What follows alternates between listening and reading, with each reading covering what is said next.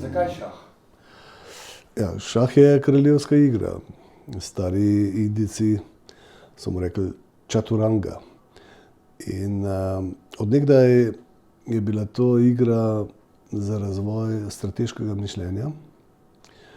Sicer je malce konzervativna, malce preveč racionalna, ampak idealna za to, da človek obdrži bistro misel in pa duševno zdravje. Ja, s šahom se srečaš že v zelo rani mladosti, še preden greš v šolo pravzaprav.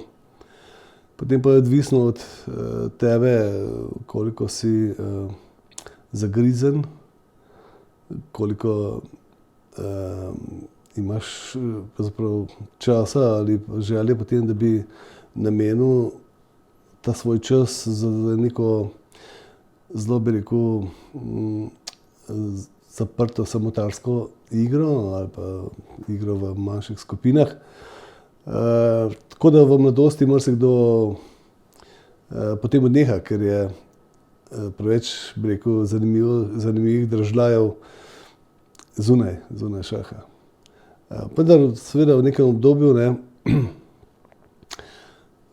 pa intenziviraš lahko to svojo željo po ustvarjalnosti ali pa po dokazovanju na tem področju in se poskušaš boriti za neke nazive.